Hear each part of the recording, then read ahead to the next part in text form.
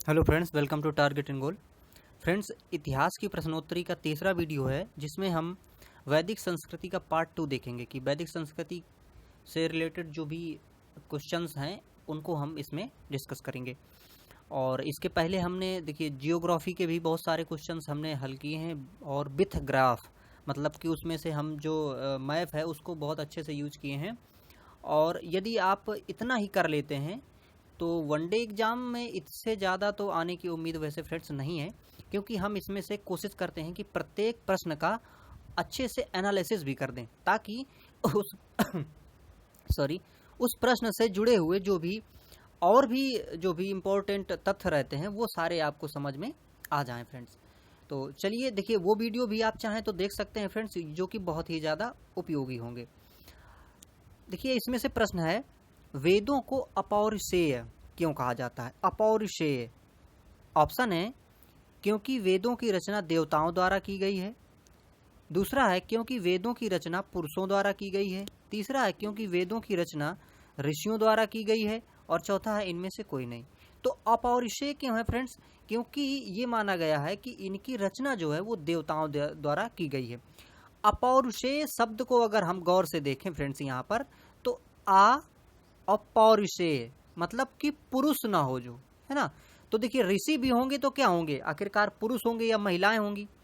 तो जो पुरुषों से न निर्मित किया गया हो उसे क्या बोल देंगे हम? अपौरुषेय बोल देंगे। तो इस प्रकार से इसको आप आइडेंटिफाई कर सकते हैं। दूसरा देखिए, वैशेषिक दर्शन के प्रतिपादक कौन है? वैशेषिक दर्शन ऑप्शन है आपके पास कपिल, अक्षपाद गौतम, पतंजलि और उलूक कणद। ये है तीसरा ऑप्शन। तो देखिए, ये जो तीसरा ऑप्शन है उलूक या फिर कणद कणाद, ये हैं फ्रेंड्स किसके? वैशेषिक दर्शन के। एक चीज और इसमें से देखिए, दर्शन को अगर आप समझें पहले, तो दर्शन शब्द क्या है? दर्शन का मतलब क्या है? देखना। जैसे आप यदि मंदिरों में जाते हैं तो बोलते क्या है? दर्शन करने जा रहे हैं, है ना। और इसी दर्शन को अंग्रेजी में क्या बोलते हैं? बोलते हैं फिलॉसफी। अब देखिए, दर्शन और फिलॉसफी वैसे तो लगते हैं कि सिर्फ इसका अंग्रेजी अनुवाद है, लेकिन ऐसा नहीं है फ्रेंड्स।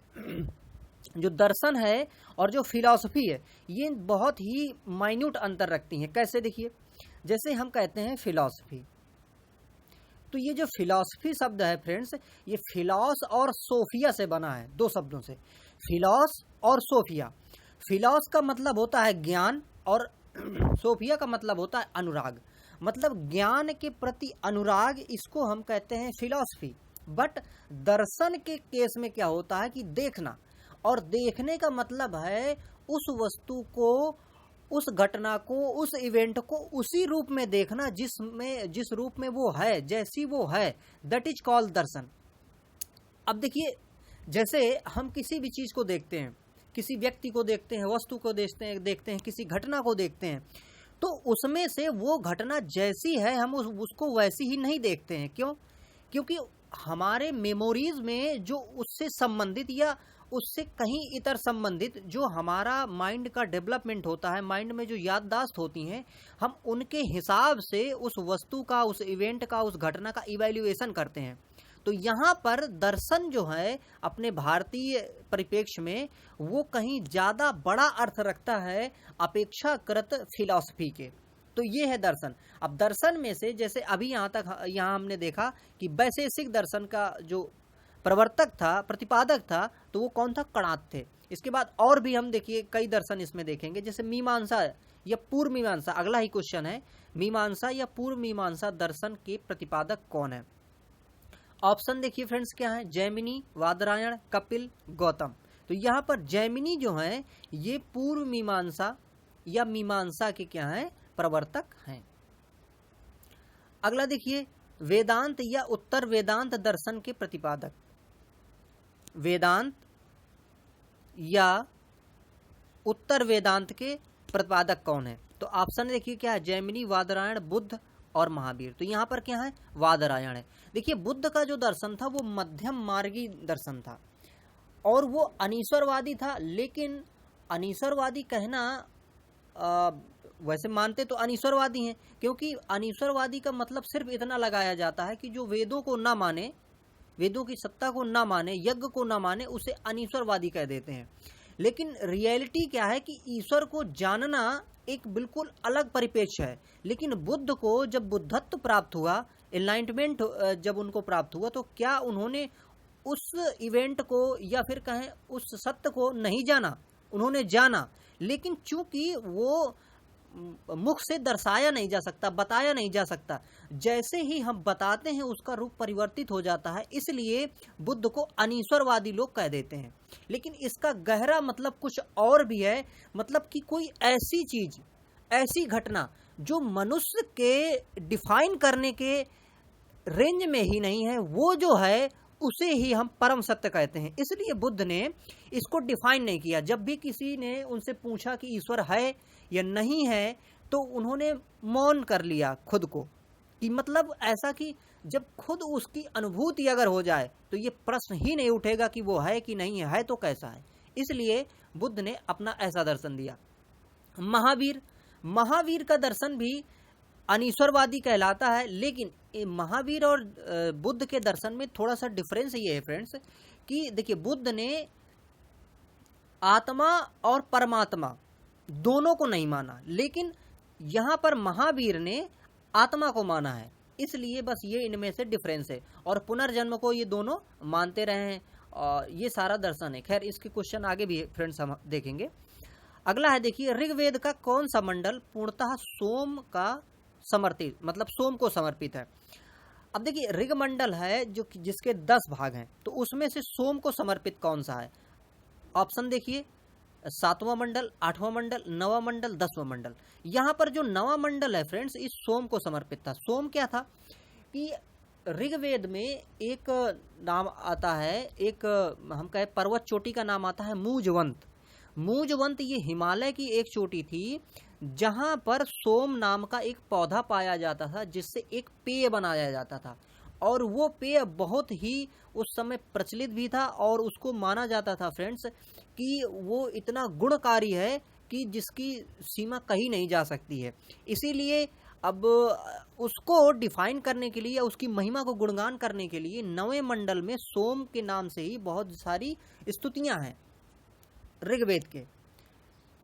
अगला देखिए, प्रसिद्ध 10 राजाओं का युद्ध, 10 राज युद्ध किस नदी के किनारे लड़ा गया था? ऋग्वैदिक काल में जो हमारा एक कबीला था, जिसे भरत कबीला के नाम से जानते हैं, और इसके बाद में 10 अलग लोग राजा थे। उसमें से 5 आर्य थे, 5 अनार्य थे, और इन लोगों के बीच में युद्ध हुआ था फ्रेंड्स। तो वो युद्ध किस नदी के किनारे हुआ था? इसमें देखिए ऑप्शन है गंगा, ब्रह्मपुत्र, कावेरी और परसुणी। तो परसुणी नदी के किनारे फ्रेंड्स वो युद्ध हुआ था, जिसको हम वर्तमान समय में रावी नदी के नाम से जाने जाते हैं, जो कि जम्मू कश्मीर में है। और फिर इसके बाद में वो सिंधु की सहायक नदी के रूप में मिलके और वो अरब सागर में गिरती है। अगला देखिए, धर्म शास्त्रों में भू राजस्व की दर क्या थी? मतलब कि जो कर वसूला जाता था, भू राजस्व वसूला जाता था, तो धर्मशास्त्रों के हिसाब से कितना कहा गया है? ऑप्शन है 1/3, 1/4, 1/6, 1/8। तो 1/6 वहां पर कर वसूल किया जाता था। अगला देखिए, 800 ईसा पूर्व से 600 ईसा पूर्व का काल किस युग से जुड़ा है? ऑप्शन है ब्राह्मण युग, सूत्र युग, रामायण युग, महाभारत युग। तो फ्रेंड्स ये ब्राह्मण युग से जुड़ा हुआ है। क्यों? क्योंकि 800 ईसा पूर्व से लेके 600 ईसा पूर्व के बीच में जो ब्राह्मण ग्रंथ हैं, इनकी रचना बहुत ज़्यादा हुई थी, इसलिए इसको ब्राह्मण युग के नाम से जाने जाता है। और देखिए यहाँ पर जो रामायण है, तो रामायण और महाभारत इनको माना जाता है कि ये 400 ईसा पूर्व से लेके 400 ईसा तक इनकी रचना की गई है। और इसके पहले देखिए महाभारत की जो रचना है वो पहले मानी जाती है, और रामायण की रचना बाद में मानी जाती है। लेकिन इनकी घटनाओं को अगर आप बात करेंगे तो पहले रामायण मतलब पहले राम हुए थे, फिर द्वापर बाद में कृष्ण हुए थे। तो इसका यहाँ पर उल्टा हमें रचना में थोड़ा सा देखने को मिलता है। अगला क्वेश्चन है, किस काल में अछूत की अवधारणा स्पष्ट रूप से उदित हुई? देखिए जो हमारा ऋग्वैदिक काल था, ऋग्वैदिक काल में भी जो पूर्व ऋग्वैदिक काल था, उसमें छुआछूत की अवधारणा बिल्कुल नहीं थी। उस समय का जो जीवन था बहुत ही सुखमय था, लोगों में कोई भेद नहीं था। सारा देखिए जो 4 वर्णों का जो विभाजन है ना फ्रेंड्स, विभाजन इस हिसाब से किया गया था कि जैसे एक मान लीजिए कि पिता है, तो उसकी अगर 4 संतानें हैं तो वो क्या करेगा कि वो सारे लोगों के काम बांट देगा अलग अलग, तभी तो वो पूरा सिस्टम सही से चल पाएगा। अब उसमें से इसका मतलब ये नहीं हुआ कि अगर काम बांट दिए गए तो वो लोग ही बट गए, ऐसा तो था नहीं। तो जब पूर्व जो वैदिक काल था, हमारा ऋग्वैदिक काल था, उस समय इस तरह के विभाजन में बिल्कुल भी कटुता नहीं थी, बिल्कुल छुआछूत नहीं थी, लोग बहुत ही सहृदय रहते थे। लेकिन क्या हुआ कि जब धर्मशास्त्रों का उदय हुआ, जैसे कि हम देखते हैं 800 से 600 ईसा पूर्व, तो इस समय क्या हुआ कि इतनी सारी कुरीतियां लोगों ने अपने स्वार्थवश जनरेट कर ली, पैदा कर ली, कि इससे समाज में बहुत बड़ी अराजकता फैल गई। तो इसके बाद ही आप देखते हैं फ्रेंड्स कि 600 ईसा पूर्व से जो वैदिक धर्म था वो बिल्कुल ही बेकार हो गया। मतलब कि बेकार होने का मतलब ये कि वैदिक धर्म सच में वैदिक धर्म नहीं रहा, अब वो हो गया ब्राह्मण धर्म।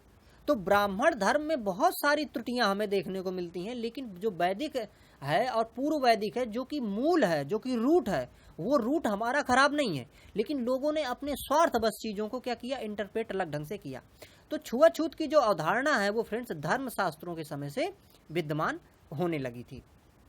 अगला देखिए, एशिया माइनर स्थित बोगाचकोई का महत्व इसलिए है कि ऑप्शन ए, वहाँ जो अभिलेख प्राप्त हुए हैं उनमें 4 वैदिक देवताओं इंद्र, वरुण, मित्र, नासत्त का उल्लेख मिलता है। दूसरा, मध्य एशिया व तिब्बत के बीच एक महत्वपूर्ण व्यापारिक केंद्र था। तीसरा, वेद के मूल ग्रंथ की रचना यहीं हुई थी। चौथा है इनमें से कोई नहीं।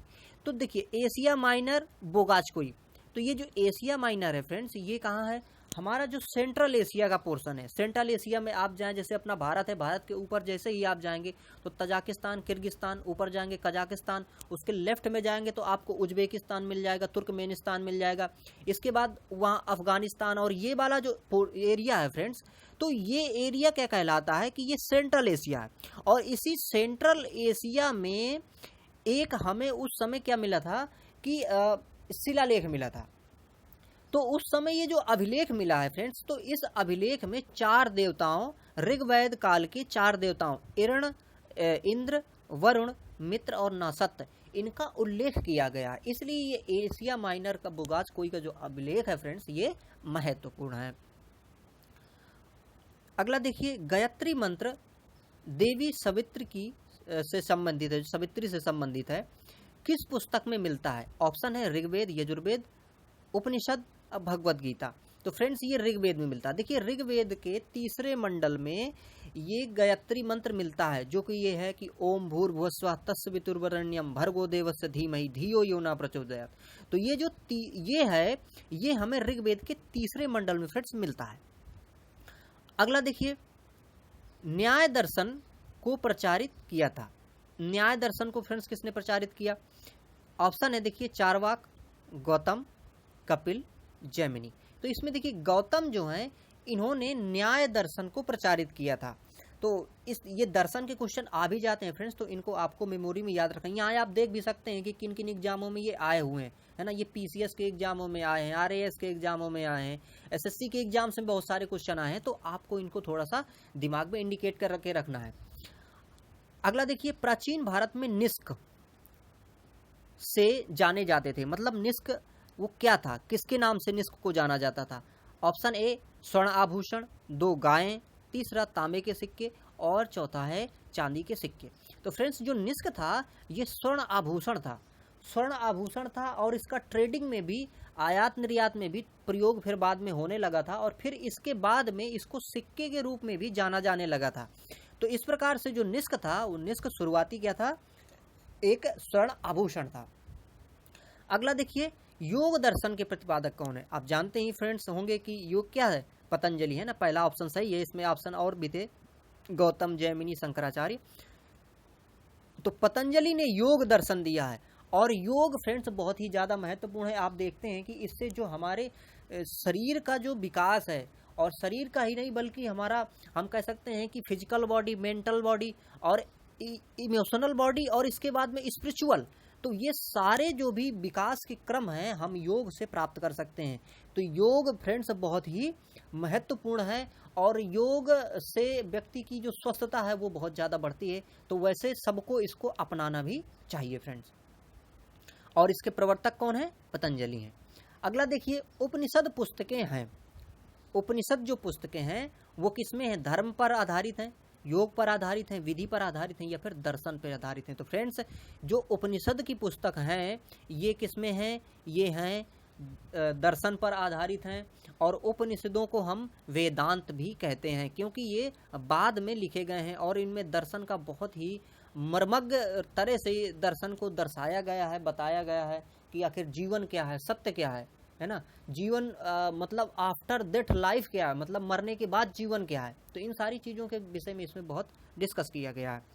अगला देखिए, सूची 1 का सूची 2 से मिलान करना है और फिर कूट जो यहाँ पे दिया गया है उसमें हमें आंसर करना है फ्रेंड्स। तो देखिए, एक तरफ सूची 1 में है चारों वेद दिए गए हैं, ऋग्वेद, यजुर्वेद, सामवेद, अथर्ववेद। दूसरी तरफ क्या दिया है? उनके गुण दिए गए हैं या फिर उनमें क्या संकलित है इसके बारे में दिया गया है। तो उसमें दिया गया है, देखिए क्या, संगीतमय स्त्रोत एवं कर्मकांड, तंत्र मंत्र वशीकरण, स्त्रोत एवं प्रार्थनाएं। तो देखिए जो ऋग्वेद है, ऋग्वेद किसके लिए जाना जाता है? स्त्रोत और प्रार्थनाओं के लिए। इसमें देवताओं की प्रार्थनाएं की गई हैं, इंद्र है, वरुण है, नासत्त है, अग्नि है, इन सब की प्रार्थनाएं की गई हैं, स्त्रोत किए गए हैं। वो हमारे ऋगु जो हम कह सकते हैं जो कि ऋग्वेद की जो ऋचाएं हैं उनमें उनका गुणगान किया गया है। यजुर्वेद क्या है फ्रेंड्स? यजुर्वेद फ्रेंड्स कर्मकांड से संबंधित था, तो इसका दूसरा सही है, स्त्रोत एवं कर्मकांड। सामवेद संगीत से संबंधित था और इसे भारत के संगीत का जनक भी कहा जाता है क्योंकि इसी में जो हमारे सरगम है, सारेगामा पाधानी, ये सारा उसी में हमें मिलता है, तो इसलिए संगीत का जनक कहा जाता है सामवेद को। अगला देखिए अथर्ववेद।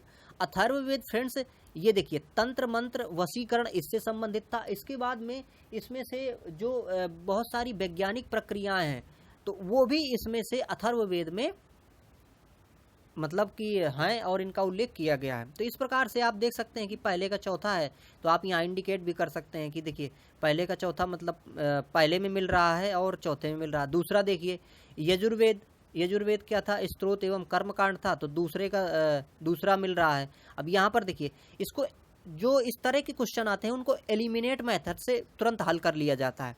अब यहाँ पर देखिए जैसे कि ये चौथा आ रहा था इधर में और इसमें आ रहा था, तो आप दो को छोड़ दीजिए, बस इनको अब इंडिकेट करिए। अगले में पढ़ते हैं, जैसे अब दूसरा पढ़ते हैं हम यजुर्वेद। तो यजुर्वेद में क्या है कि स्त्रोत और कर्मकांड, ये अगर हमें पता है तो देखिए दूसरे का ये दूसरा है और यहाँ पर देखिए पहला है, तो ये एलिमिनेट, ये खत्म हो गया, तो ये सही हो गया। इसी प्रकार से अगर हमें ये आंसर नहीं आता मान लीजिए, तो हम नीचे वाले प्रश्नों को देखते और फिर उससे मिलान के करने की कोशिश करते, तो वहां भी हम उसको, जैसे अब मान लीजिए सी आता है हमें, ठीक है, तो सी देखिए क्या था कि ये आता था सामवेद का मतलब संगीत से था, ठीक है। अब यहाँ पर देखिए सी में देखिए तो हमें किस में देखना था? पहले और तीसरे में। तो यहाँ पर देखिए सी का ये तो पहला दिया है लेकिन सी का यहाँ पे ये दूसरा दिया, तब भी हम इंडिकेट कर लेते। तो इसको एलिमिनेट मेथड से हम क्या कर सकते हैं? हल कर सकते हैं जल्दी से। अगला देखिए आरंभिक वैदिक साहित्य में सर्वाधिक वर्णित नदी, मतलब कि जो वैदिक साहित्य है उसमें से सबसे ज्यादा किस नदी का नाम आया है? ऑप्शन है देखिए क्या, सिंधु, सतुद्री, सरस्वती और गंगा। तो यहाँ पर फ्रेंड्स ये जो सिंधु है इसका उल्लेख बहुत बार आया है। अब यहाँ पर देखिए जो सरस्वती है इसको नदीतमा कहते थे, नदियों की माँ कहते थे, इसको बहुत पवित्र नदी मानते थे। और गंगा, तो देखिए गंगा का जो उल्लेख है ऋग्वेद में 1 बार आया है फ्रेंड्स, और इसके बाद जो अपनी यमुना है उसका 3 बार आया है। अगला देखिए उपनिषद काल के राजा अश्वपति शासक थे, काशी के, केकय के, पांचाल के, विदेह के। तो ये फ्रेंड्स केकय के राजा थे। अध्यात्म ज्ञान के विषय में नचिकेता और यम का संवाद किस उपनिषद में प्राप्त होता है? तो फ्रेंड्स ये प्राप्त होता है किसमें? ऑप्शन है आपके पास, बृहदारण्यक उपनिषद, छांदोग्य उपनिषद, कठोपनिषद और केन उपनिषद। तो ये देखिए कट उपनिषद में ये संवाद मिलता है। अब ये नचिकेता और यम क्या थे? देखिए नचिकेता के जो पिता थे ना, वो थोड़ा सा बहुत ही हम कहें कंजूस थे या किस तरह के थे, तो उन्होंने क्या किया था कि उनको श्राप दे दिया था नचिकेता को कि तुम मतलब यम के पास चले जाओ। तो वो यम के पास गए और यम से उन्होंने जीवन के विषय में बहुत गहरे गहरे प्रश्न पूछे थे। तो उसी संवाद का जो उल्लेख है वो कठ उपनिषद में रखा गया है। वैदिक नदी कुभा काबुल का स्थान कहाँ निर्धारित होना चाहिए? ऑप्शन है अफगानिस्तान में, चीनी तुर्किस्तान में, कश्मीर में, पंजाब में। तो फ्रेंड्स अफगानिस्तान में होना चाहिए। देखिए ये कुभा या काबुल जो नदी है ये सिंधु की सहायक नदी, और ये ऐसी नदी है जो अफगानिस्तान से बह के आती है। अगला देखिए, कपिल मुनि द्वारा प्रतिपादित दार्शनिक प्रणाली कौन सी है? ऑप्शन देखिए, पूर्व मीमांसा, सांख्य मीमांसा या सांख्य दर्शन, न्याय दर्शन, उत्तर मीमांसा। तो फ्रेंड्स ये सांख्य दर्शन के जो प्रवर्तक हैं वो कपिल मुनि हैं। देखिए सांख्य दर्शन क्या है? सांख्य दर्शन, अगर कभी ये प्रश्न पूछा जाए कि भारत का सबसे प्राचीन दर्शन कौन है, तो वहां पर ऑप्शन होगा आपके पास सांख्य दर्शन, और सांख्य दर्शन के प्रतिपादक कपिल हैं। और सांख्य दर्शन आखिर है क्या? सांख्य दर्शन का जो मुख्य वो है फ्रेंड्स, वो है कार्य कारण का सिद्धांत। अगर कोई भी घटना होती है तो उसके पीछे कोई ना कोई कोई ना कोई इवेंट काम कर रहा है। जैसे सोच के देखिए, ये दर्शन हर जगह लागू होता है, आपके जीवन में भी लागू होता है, मेरे जीवन में भी लागू होता है। जैसे मैं ये वीडियो क्यों बना रहा हूँ, मेरा भी अपना कोई ना कोई उद्देश्य होगा ना, मुझे भी इसमें डालना है, इससे कुछ मुझे लोगों तक पहुंचाना है, या मान लीजिए मेरा कुछ इकोनॉमिकली भी इससे कुछ ना कुछ मेरा वो बनेगा आगे इन फ्यूचर। तो ये क्या एक कार्य कारण है। आप इस वीडियो को पढ़ रहे हैं क्यों? क्योंकि आपको नॉलेज मिलेगा इससे, है ना, आप एग्जाम क्वालिफाई कर जाएंगे। तो कार्य कारण का सिद्धांत फ्रेंड्स जीवन के प्रत्येक घटक में चलता है। तो इसी का जो सबसे पहले जो प्रतिपादन किया गया था वो सांख्य दर्शन में किया गया था, और सांख्य दर्शन अधिकांशतः बहुत सारे दर्शनों का जड़ बनी है फ्रेंड्स। हम अगर बुद्ध की बात करें तो बुद्ध ने अलार कलाम से सांख्य दर्शन की शिक्षा ली थी। ये प्रश्न भी आगे आपको मिलेगा। तो अलार कलाम से उन्होंने सांख्य दर्शन की शिक्षा ली। इसके बाद में उन्होंने मतलब अन्य अपना जो भी उनका अध्यात्म था उसमें वो आगे बढ़े। तो सांख्य दर्शन जीवन के हर पहलू पे आपको देखने को मिल जाएगा फ्रेंड्स। आगे देखिए, भारत के किस स्थल की खुदाई से लौह धातु के प्रचलन के प्राचीनतम प्रमाण मिलते हैं? ऑप्शन है तक्षशिला, अतरंजी खेड़ा, कौशाम्बी, हस्तिनापुर। तो अतरंजी खेड़ा से फ्रेंड्स सबसे जो पुराने साक्ष्य हैं वो मिलते हैं, जिसमें से हमने लोहे को प्रयोग किया था। अगला प्रश्न है, निम्नलिखित में से किसका संकलन ऋग्वेद पर आधारित है? ऑप्शन देखिए, यजुर्वेद, सामवेद, अथर्ववेद और इनमें से कोई नहीं। तो ऋग्वेद को आधार बना के संकलित किया गया है, या उसको मतलब जो कि लिखा गया है, किसको लिखा गया है? सामवेद को। देखिए सामवेद में आई होप 1875, अगर मैं मिस नहीं कर रहा हूँ फ्रेंड्स, तो 1875 स्रोत हैं उसमें। तो उसमें से 1800 जो हैं फ्रेंड्स वो ऋग्वेद से ली गई हैं, और 75 मात्र केवल 75 उसमें से नई जुड़ी हैं। इसलिए सारा का सारा जो श्रेय है हम कह सकते हैं कि सामवेद में वो ऋग्वेद का ही कंटेंट है, उसको ही डिफाइन करके इसमें से आगे प्रसारित किया गया है। अगला देखिए, निम्न में कौन प्रस्थान त्रयी में शामिल नहीं है? ऑप्शन है भागवत, भगवत गीता, ब्रह्मसूत्र और उपनिषद। तो इसमें से फ्रेंड्स भागवत प्रस्थान त्रयी में शामिल नहीं है, और भगवत गीता, ब्रह्मसूत्र और उपनिषद ये तीनों मिलकर क्या बनाते हैं? प्रस्थान त्रयी बनाते हैं। और वेद त्रयी जो था फ्रेंड्स उसमें क्या था? वेद त्रयी में देखिए ऋग्वेद था, सामवेद था और यजुर्वेद था, तो उनको वेद त्रयी बोलते थे। इसको हम पहले डिस्कस भी कर चुके हैं। अगला प्रश्न है, कर्म का सिद्धांत संबंधित है। कर्म का सिद्धांत फ्रेंड्स किससे संबंधित है? न्याय से, मीमांसा से, वेदांत से, या फिर वैशेषिक से? तो देखिए जो कर्म का सिद्धांत है फ्रेंड्स वो मीमांसा से संबंधित है, और इसी कर्म के सिद्धांत को फ्रेंड्स गीता में बताया गया है। भगवान कृष्ण ने गीता में जो एक श्लोक कहा है, उन्होंने कहा है कर्मण्येवाधिकारस्ते माँ फलेषु कदाचन माँ कर्म फल हेतुर्भु मात संगोष्ठी ही कर्मणि। तो वो जो कर्म का सिद्धांत फ्रेंड्स दिया गया है और उन्होंने जो कर्म योग का सिद्धांत दिया है वो जीवन के लिए बहुत ही प्रेरक है कि आप सिर्फ कर्म करें और कर्म में ही पूरा ध्यान लगाएं। फल जो है वो आपके बस में नहीं है, वो समष्टि है। जैसे हम क्या कर सकते हैं, पढ़ सकते हैं, मेहनत कर सकते हैं, एग्जाम अच्छे से कर सकते हैं, लेकिन अल्टीमेटली जो फल है, अगर हम सिर्फ ये सोचें कि नहीं वो फल हमें मिलेगा ही, या फिर हम पूरी तरह से अगर फल में ही केंद्रित हो जाएंगे तो हमारा जो कर्म है वो कहीं ना कहीं ढीला पड़ जाएगा। इसलिए सिर्फ कर्म करिए और फल की इच्छा मत करिए। इच्छा करने का मतलब ये है, आप यदि सिर्फ फल में केंद्रित हो जाएंगे तो जो आपकी कर्म करने की जो फ्रीक्वेंसी है वो कम हो जाएगी, आपका ध्यान उसमें कम हो जाएगा। तो इसलिए कर्म को पूर्णता से करना यही कर्म योग है, और मीमांसा में भी इस कर्म योग को बहुत ही अच्छे से डिफाइन किया गया है फ्रेंड्स। तो फ्रेंड्स ये थे आज के क्वेश्चन जो हमने डिफाइन किए और जो इसका विश्लेषण था वो हमने करने की कोशिश की है फ्रेंड्स। तो यदि ये वीडियोस आपको अच्छे लगते हैं तो वीडियोस को लाइक भी किया करिए और अपने कमेंट करके बता भी सकते हैं फ्रेंड्स, और इसको फ्रेंड्स अपने फ्रेंड्स के साथ भी शेयर करें ताकि सबको फ़ायदा हो फ्रेंड्स। तो चलिए, इस वीडियो को आपने देखा, आपका बहुत बहुत धन्यवाद friends. Thank you for watching.